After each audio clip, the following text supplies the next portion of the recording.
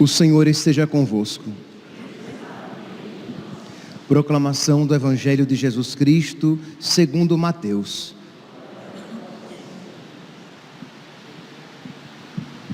Naquele tempo, Jesus voltou a falar em parábolas aos sumos sacerdotes e aos anciãos do povo, dizendo: O reino dos céus é como a história do rei que preparou a festa de casamento do seu filho e mandou os seus empregados para chamar os convidados para a festa, mas estes não quiseram vir. O rei mandou outros empregados, dizendo: Dizei aos convidados: já preparei o banquete, os bois e os animais cevados já foram abatidos e tudo está pronto, vinde para a festa. Mas os convidados não deram a menor atenção. Um foi para o seu campo, outro para os seus negócios, outros agarraram os empregados, bateram neles e os mataram. O rei ficou indignado e mandou suas tropas para matar aqueles assassinos e incendiar a cidade deles. Em seguida, o rei disse aos empregados: a festa de casamento está pronta, mas os convidados não foram dignos dela. Portanto, ide até as encruzilhadas dos caminhos e convidai para a festa todos os que encontrardes. Então os empregados saíram pelos caminhos e reuniram todos os que encontraram, maus e bons, e a sala da festa ficou cheia de convidados.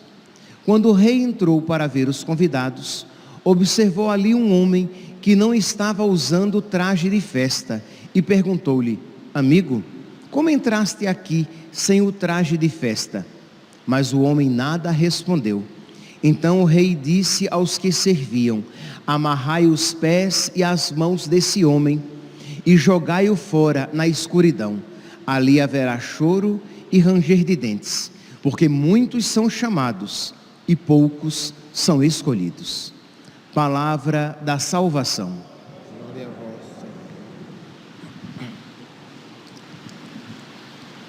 Senhor. Caríssimos irmãos e irmãs, a primeira leitura de hoje, retirada do profeta Ezequiel,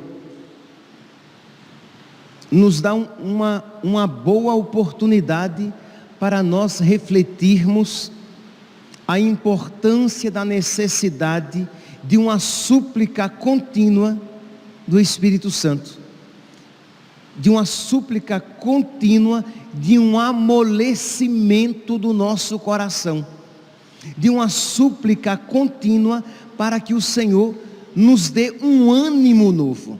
Porque imagine, todos nós aqui na igreja, e muitos, a grande maioria dos que acompanham a missa, a homilia pelas redes sociais, são cristãos, são católicos, mas nem por isso necessariamente com um coração segundo o coração de Cristo. Isto é, infelizmente há muitos, ou melhor, deixa eu dizer de uma maneira mais adequada, infelizmente há muito em nosso coração que não pertence a Cristo. Eu ia dizer primeiramente que infelizmente há muitos corações que não são como o de Cristo. Dizendo assim, parece que há aqueles corações que não são de Cristo e aqueles corações que são de Cristo. Mas talvez a expressão mais adequada seja: há muitos que são de Cristo, mas que há muito no seu coração que não é de Cristo. Isto é, um coração no qual existem joio e trigo. Um coração no qual existe adoração e idolatria. Um coração em que existe amor a Deus, mas também um amor desordenado por si, pelos outros e pelas coisas. Então nós precisamos, meus santos, constantemente pedir a Deus que Ele nos transforme o coração.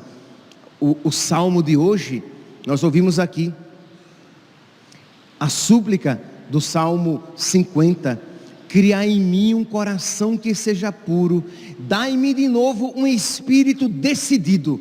Talvez, dá-me um espírito decidido, se talvez um espírito decidido você nunca teve.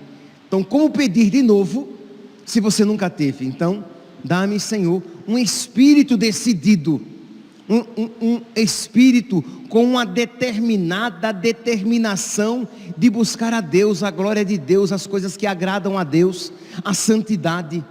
Um espírito com a determinada determinação de lutar contra o pecado, de matar as obras más, de expulsar do nosso coração aquilo que não agrada a Deus.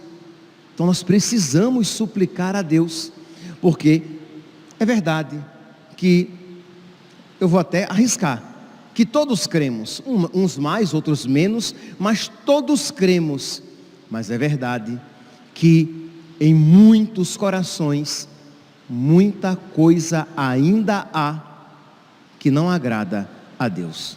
Pois bem, então voltemos aqui para a primeira leitura, retirada da profecia do profeta Ezequiel. Ezequiel e Jeremias são contemporâneos. Vocês podem perceber que nós estávamos ouvindo durante a semana as leituras, como primeira leitura, retirada do profeta Jeremias, e agora nós estamos aqui com o profeta Ezequiel. Eles são contemporâneos, estavam lá no exílio. E qual era o contexto? Além do exílio, a dureza do coração de Israel. Jeremias tinha dito: olhe, se vocês se converterem, o castigo não virá, mas se vocês não se converterem, para que se convertam, o castigo virá. E o castigo veio.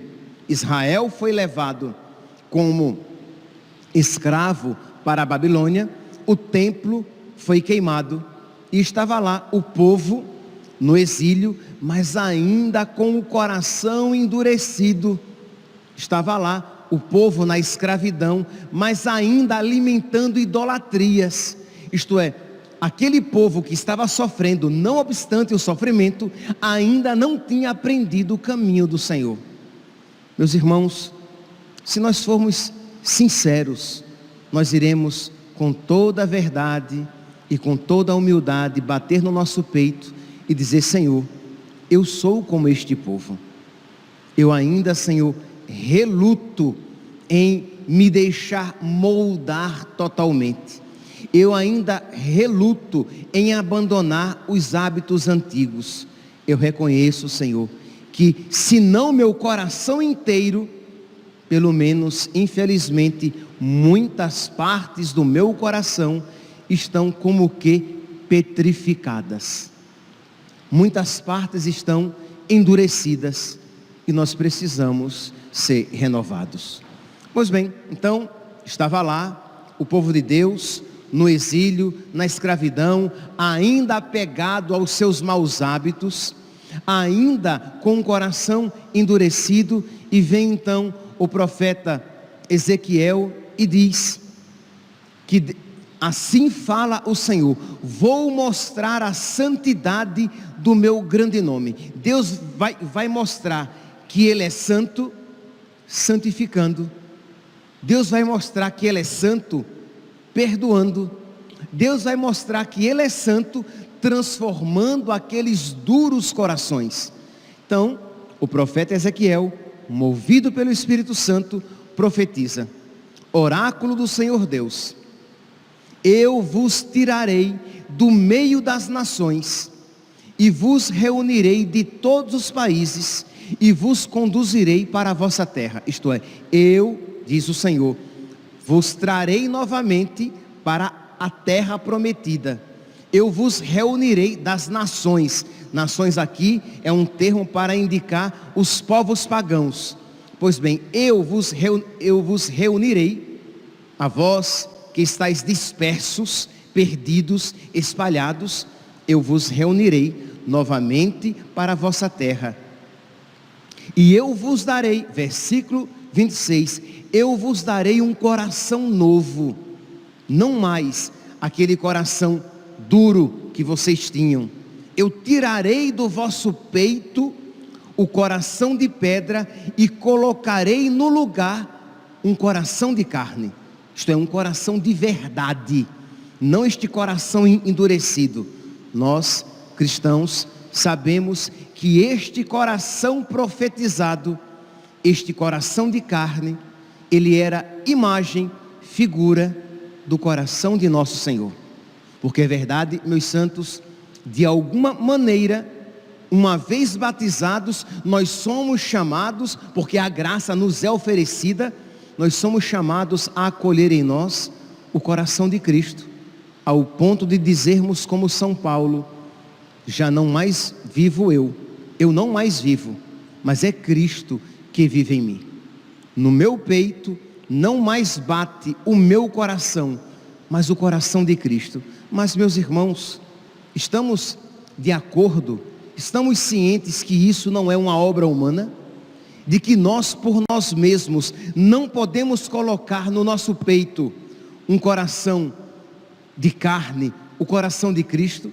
Não, por nós mesmos nós não podemos, mas nós podemos e devemos pedir, suplicar. A oração coleta da missa de hoje nos fala a respeito desta graça. Ó Deus, preparastes para quem vos ama bens que nossos olhos não podem ver, acendei em nossos corações a chama da caridade, para que, amando-vos em tudo e acima de tudo. Então a igreja, nossa mãe, ensina a pedir a Deus que Ele acenda no nosso coração a chama do amor, a chama do verdadeiro amor, para que nós sejamos abrasados, não pelos pecados e pelos desregramentos mundanos, mas sejamos abrasados pelo amor de Deus. E isso nós precisamos suplicar, porque é dom do alto. Nós somos capazes de nos abrasar por coisas, por muitas outras coisas, mas nós não somos capazes de nos abrasar, de nos tornar uma fornalha ardente de amor a Deus. Isso, repito, é dom do alto, mas dom prometido por Deus, algo que Deus quer nos conceder. Então nós precisamos suplicar, mas para isso precisamos estar conscientes de que somos necessitados, porque o problema é que muitos, e não são poucos, muitos rezam assim, achando que não são tão ruins assim não. Coração ruim é de Mao Tse Tung, é de Hitler, é de Judas. O meu coração é mais ou menos. Não, meu santinho, o seu coração é ruim, o seu coração é mau, o seu coração é pecador, o seu coração é de pedra, o seu coração é duro, e é só sendo consciente disso, a minha oração pode ser verdadeira, quando eu então dobro os meus joelhos e peço, agora sim, de verdade: meu Deus, acendei em mim, acendei no meu coração a chama da verdadeira caridade. Retira do meu peito este coração de pedra, preguiçoso, mesquinho, que quando te dá algo, te dá achando que já deu o suficiente, ou mais do que suficiente. Um coração preguiçoso para as coisas espirituais, um coração muito apegado às coisas mundanas, um coração que se deixa levar com muita facilidade pelos desregramentos do mundo. Eu reconheço, Senhor, toda a minha iniquidade. Não é assim que diz o Salmo 50? Ora, se você não estiver consciente disso, você reza com a boca, mas não com o coração. O Salmo de hoje: criai em mim um coração que seja puro, dai-me de novo um espírito decidido. Ó Senhor, não me afasteis de vossa face, nem retireis de mim o vosso Santo Espírito. Eu reconheço toda a minha iniquidade, o meu pecado está sempre à minha frente. Foi contra vós, só contra vós que eu pequei.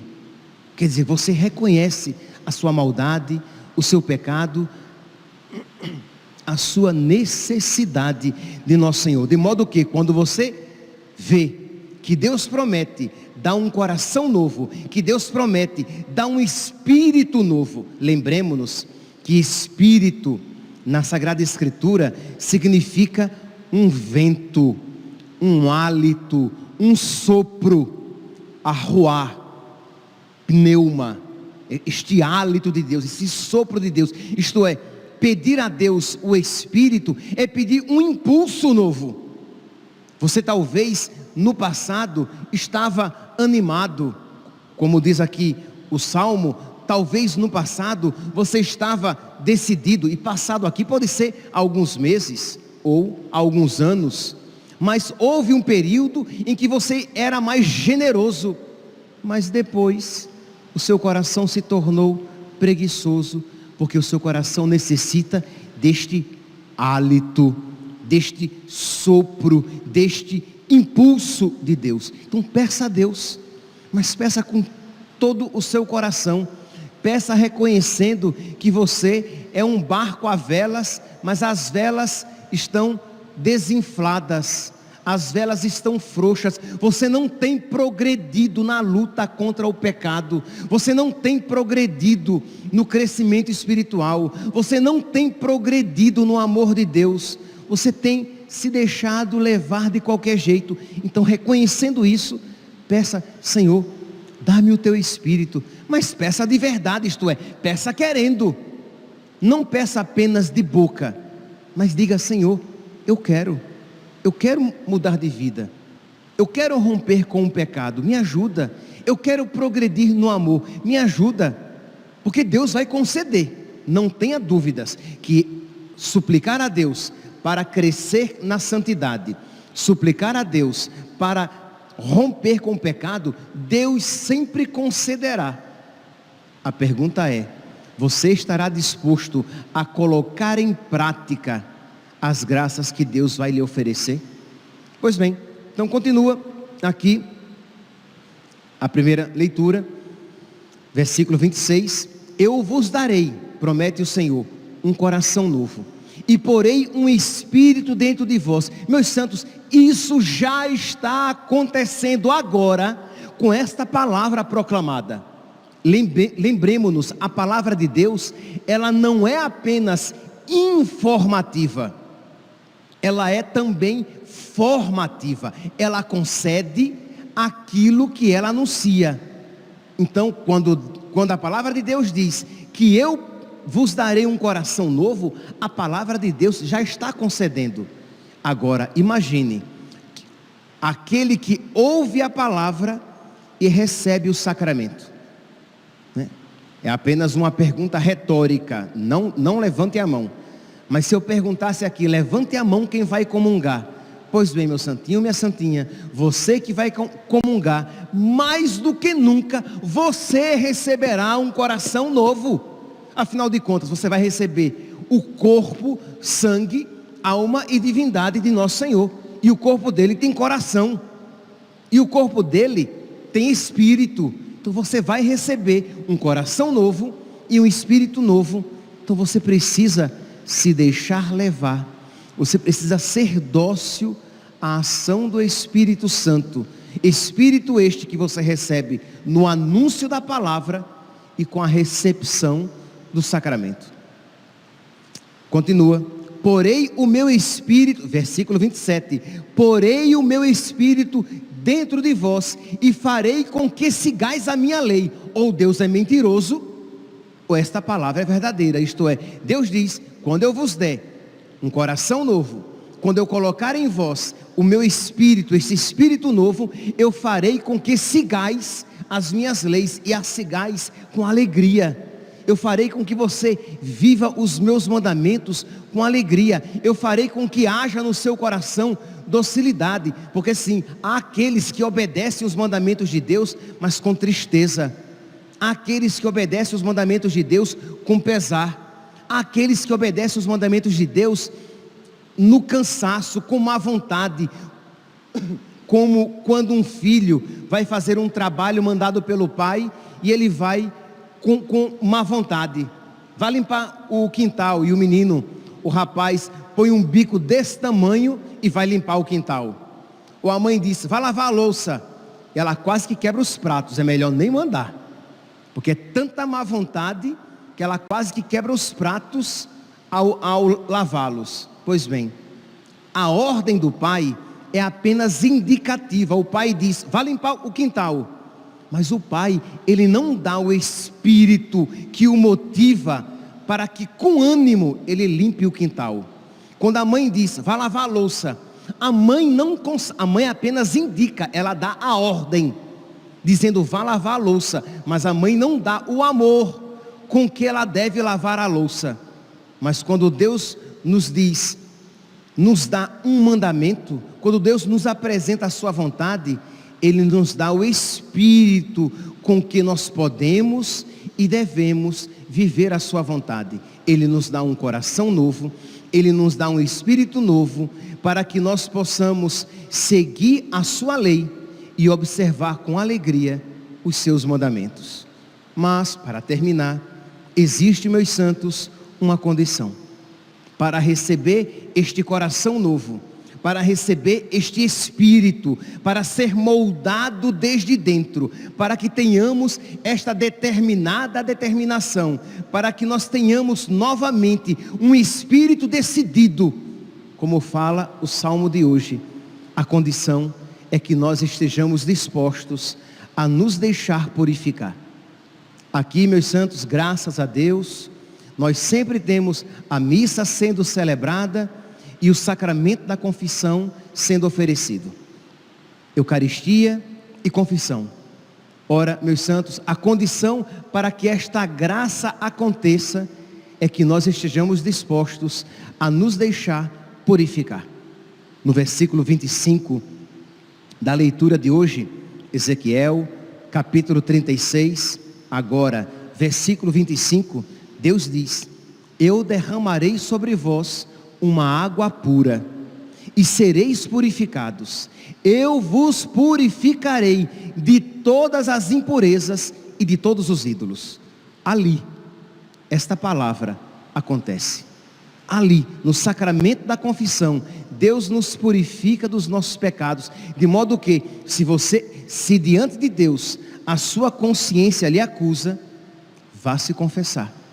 Se diante de Deus, você percebe que existem pecados na sua vida que ainda não foram confessados, lembremos-nos, nós somos católicos, e a nossa fé católica nos ensina de que o perdão para os pecados mortais, nós os obtemos no sacramento da confissão. Deus nos deixou um manancial de água pura, um manancial, uma fonte de água purificadora, ali, no confessionário, diante do sacerdote, que age na pessoa de Cristo cabeça, nós recebemos o perdão, para que possamos estar preparados para receber o coração novo, o Espírito novo.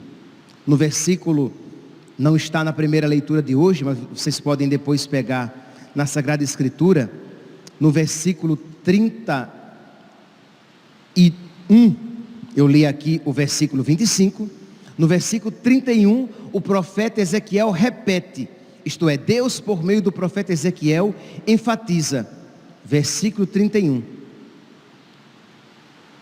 Então, lembrando-vos do vosso perverso proceder e de vossas ignóbeis ações, vos desgostareis de vós mesmos.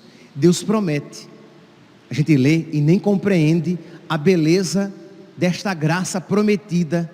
Ezequiel, capítulo 36, versículo 31, que infelizmente muitos nunca experimentaram em toda a sua vida. Esta graça aqui, que Deus quer conceder. Imagine, meus santos, que eu não sei, imagine, eu não sei, e aqui eu vou jogar por alto, tá? Eu não sei se 10 pessoas, estou sendo generoso, se 10 pessoas nesta igreja já experimentaram esta graça que Deus quer conceder a todos, isto é, de uma contrição perfeita, de você chorar os seus pecados, não por vergonha daquilo que os outros sabem, ou se as pessoas souberem o que eu fiz, não por medo do inferno. Aí você chora, crê em Deus Pai, eu poderia ser condenado ao inferno por causa desses pecados. Isso já seria algo interessante, mas ainda não é perfeito. Mas quando você chora os seus pecados, porque você ofendeu a Deus, porque você entristeceu a Deus, e porque você foi ingrato com Deus, que é tão bom com você e com a sua vida. Versículo 31, então, lembrando-vos do vosso perverso proceder, aquele que foi purificado, aquele que recebeu o Espírito Santo, aquele que recebeu um coração novo, quando ele se lembra dos pecados do passado, das ações ignóbeis, das ações más, das ações baixas, desprezíveis, por ele cometidas, ele se desgosta, ele se entristece, ele chora. Meus irmãos, vamos pedir hoje a Deus esta graça de uma contrição perfeita. É verdade, para que nós possamos receber a absolvição sacramental, a contrição, a atrição já é suficiente. É uma contrição imperfeita, isto é, você está ali arrependido porque você sabe que aquilo é pecado e aquilo desagrada a Deus, isso já é suficiente.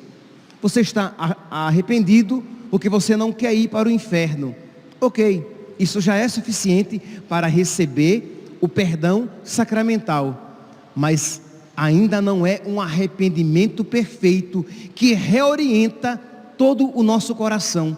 Quando você se arrepende porque você magoou a Deus, quando você se arrepende porque você não amou a Deus com todo o seu coração, quando você se arrepende porque você foi ingrato, porque Deus não merecia aquela atitude, aquela ingratidão, e aí você chora os próprios pecados. Meus santos, você chora quando perde o emprego, você chora quando perde o namorado, você chora quando recebe uma palavra dura de alguém, você chora quando é contrariada, quando é contrariado, você chora quando a decepção bate à sua porta, mas talvez nem 10 pessoas aqui nesta igreja tenham chorado por não amarem a Deus e por o ofenderem com seus pecados. Que Deus, meus santos, por misericórdia, nos conceda a graça de um coração novo, que Ele retire do nosso peito este coração de pedra, que Deus nos conceda a graça de nós, de verdade, desejarmos a mudança de vida, de nós nos deixarmos guiar pelo Seu Espírito, para que esta palavra se concretize no nosso coração. Louvado seja nosso Senhor Jesus Cristo, para sempre seja louvado.